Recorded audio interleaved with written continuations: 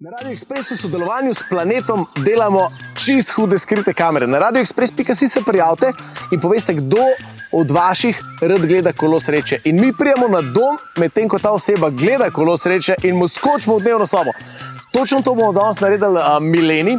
Prijavljajo je ena prijateljica, njen mož ve, da pridemo, pustimo jim odklenjena vrata. Tako se mene kar malo skrbi, da ne bo Milene vrgel s kavča, ker noben ne pričakuje, da bomo prišli razen mož ve, ne? In mi bomo zdaj skočili v njeno dnevno sobo, dobesedno Mileni in jo presenetili. Pa ker imamo adrenalinčka zdaj, v luce prega, upam, da je mož pustil prega. A se mora sesuti. Gospa Milena! Je dober dan? Dobar dan. Baje, da gledate Kolo sreče? A gledate Kolo sreče? Kaj se gre?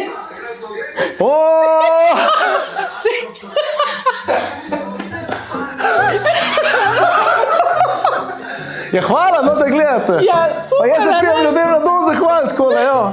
Par mi je predlagala, rekla moja prijateljica, ona se hoče prijaviti, ona to skozi gleda.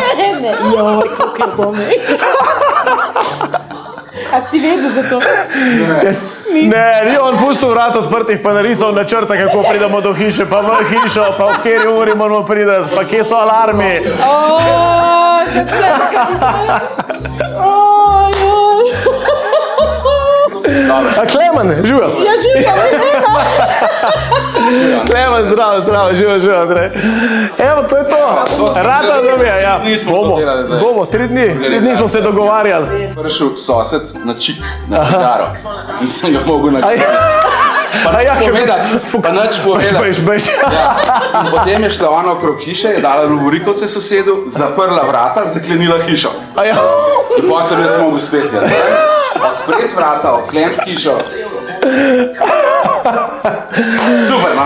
Glavno, res dobro presenečenje. Vsejte se bomo nekaj spali. Ja, zdaj nekaj pa bomo spili. Je bil šok. Ja, res je bil šok. Treba kar enega naliti, še se malo roke pomiri. Te moram jaz tudi malo, veš. Sem bil tudi malo pod stresom, ker nisem vedel. Jaz tega, ne? Evo, takole zgleda presenečenje. Pridemo na dom, pridemo v vašo dnevno sobo, šokiramo. Tako da tudi vi lahko naročite to presenečenje na radioexpress.si in dajte se na koncu, pa vse lepo konča. Imamo že pogostitev.